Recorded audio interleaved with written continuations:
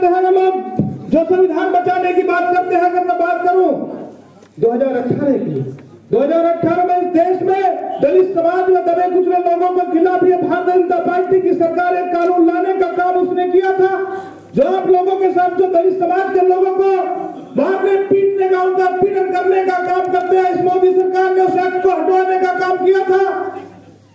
है मेरे दोस्तों, 2 अप्रैल सन 1918 में इस देश के दबे कुचले लोग, इस देश के गरीब लोग, इस देश के सब समाज के लोग जो बहुजन समाज के साथ रहते हैं, उन लोगों ने 2 अप्रैल में पूरे देश को जाम करने का काम किया था। और इस देश के गरीब लोगों की ताकत की वजह से, दलित समाज के लोगों की ताकत की वजह से उन मोदी जी को अपना कानून वापस लेने का काम किया हुआ था।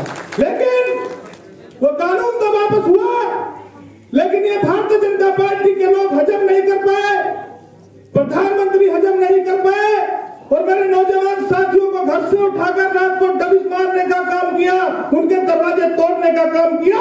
इन जालिमों ने नाबालिगों को भी नहीं छोड़ा।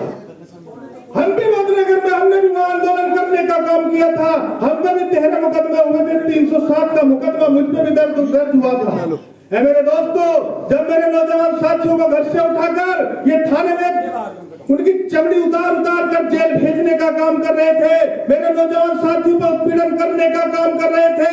है मेरे बहन कुमारी मायावती जी ने कल ट्वीट किया, लेकिन ये नहीं माने।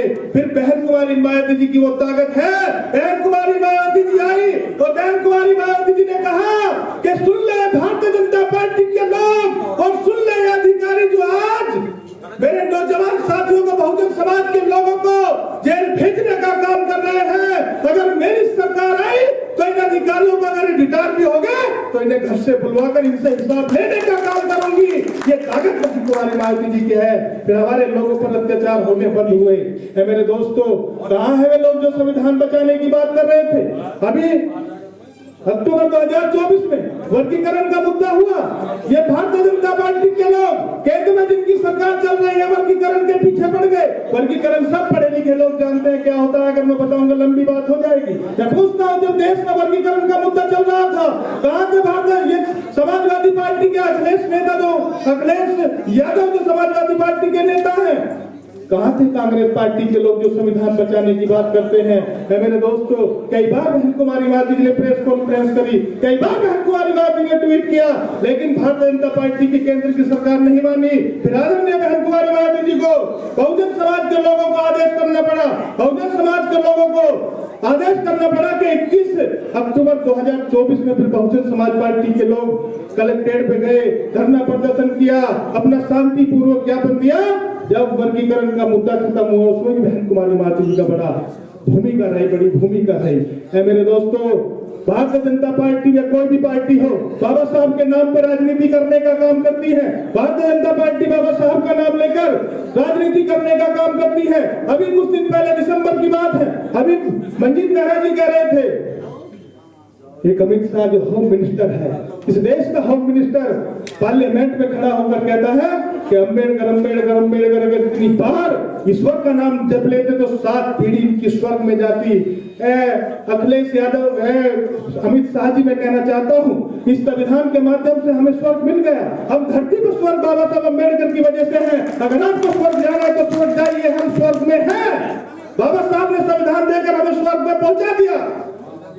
और जब सब लोग उसका विरोध कर रहे थे तो फिर भी आपके बीच में, आपके सामने इस मुद्दे को लेकर उस शेरनी ने लोहा लेने का काम किया था। फिर बहन कुमारी मायावती जी ने बहुजन समाज के लोगों को आदेश किया और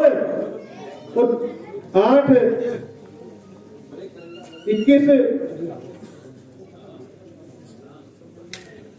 अक्टूबर में, अभी हमने 21 में, 8 अक्टूबर में, 8 दिसंबर में अभी हमने उस धरना प्रदर्शन करने का काम किया था। सम्मानित साथियों, समय बहुत कम है, सब मेरी तरफ को देख रहे हैं। एक बार फिर मैं आप लोगों से बहन कुमारी मायावती जी के जन्म दिवस की बहुत बहुत शुभकामनाएं देते हुए, और सम्मानित साथियों, बहन कुमारी मायावती जी का सच्चा जन्मदिन हम जब बनाकर जाएंगे आने वाले समय में, एक साथी से मैं निवेदन करता हूं, अगर आप लोग चाहते हैं कि देश में हमारी बहन बेटी सुरक्षित रहे, अगर आप लोग चाहते हैं कि हमारे बुजुर्ग सुरक्षित रहे, अगर आप लोग चाहते हो कि हमारे नौजवान साथियों को नौकरी मिले, अगर आप लोग चाहते हो देश में हिंदू और मुसलमान भाईचारा बनाकर रहे, अगर आप लोग चाहते हो कि इस देश में सब समाज के लोगों को पेंशन मिले, हमारे नौजवान साथी नौकरी पर लगे तो आने वाले समय में एक एक वोट हाथी के निशान पर डाल देना और बहन कुमारी मायावती जी को देश की किस प्रदेश की मुख्यमंत्री बना देना। ऐसी मैं आपसे अपील करता हूँ क्योंकि समय बहुत कम है, वक्त मुझसे पूर्व में बहुत ज्यादा है। ऐ मेरे दोस्तों, फिर मैं एक बार कहना चाहता हूँ, अभी हमारा बहुत अच्छा प्रोग्राम चल रहा था, व्यवस्था खराब हो गई, व्यवस्था खराब कर दी गई, प्री प्लानिंग, उन्हें कई बार मंच से बुलाने का काम हम लोगों ने किया। मैं एक बार फिर कहना चाहता हूं, नेतृत्व स्वीकार करो। ये कुर्सी को निर्धारित नहीं है। आज जयराम सैन जी जिलाध्यक्ष हैं, कल को हो सकता है जिलाध्यक्ष जी हमारे ओमवीर जी बन जाए, हो सकता है किसी भी समाज के बन सकते हैं, लेकिन नेतृत्व तो स्वीकार करो।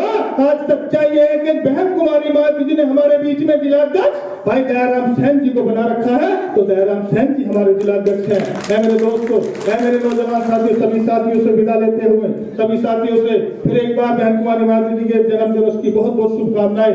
जय भीम, जय भारत, खुदा हाफिज।